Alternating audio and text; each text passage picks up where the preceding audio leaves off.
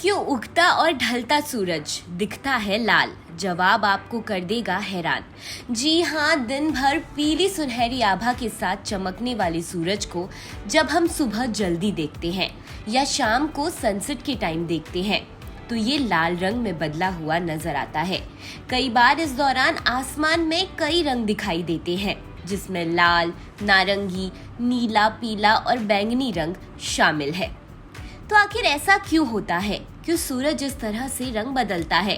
ये नज़ारा बेहद खूबसूरत होता है, रूमानी होता है। ऐसे समय में आसमान भी तेजी से कई रंग बदलता हुआ लगता है। तेजी से रंग बदलने के बीच सूरज लगातार लाल ही दिखता है। इसका कारण पूरी तरह से साइंटिफिक है। जी हाँ, इसका जवाब है रैली स्कैटरिंग, यानी कि प्रकाश का प्रकीर्णन। इस बात को करीब 100 साल पहले ब्रिटिश भौतिक विज्ञानी लॉर्ड रैली ने समझाया था।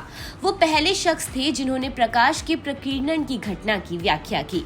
प्रकाश का प्रकीर्णन यानी रैली स्कैटरिंग वो प्रोसेस है जिसमें जब सूर्य का प्रकाश सूर्य से बाहर निकलकर वायुमंडल में प्रवेश करता है और इसको फैलाने में मदद करता है।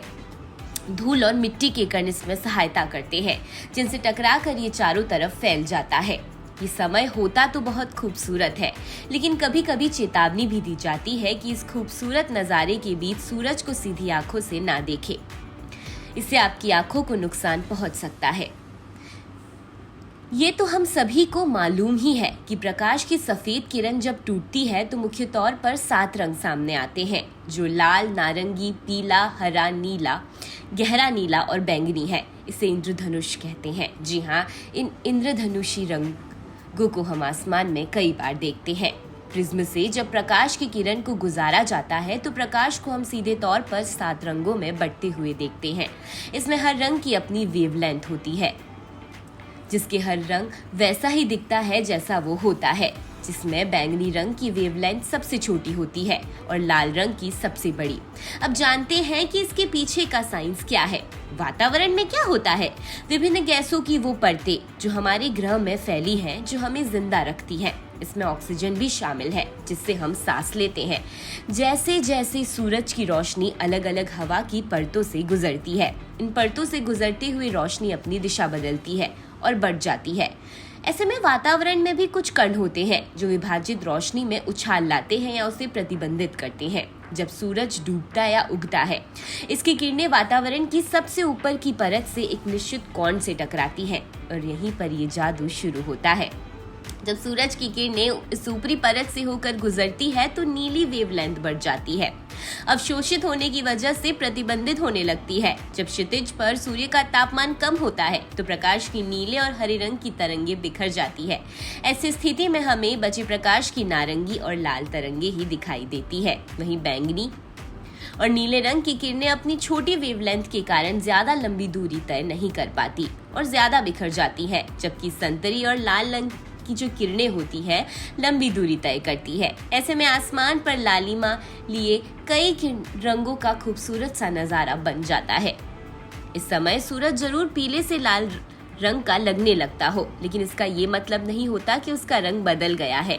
धूल के बादल, धुआं और इसी तरह के अन्य तत्व आसमान के रंग पर असर डालते हैं।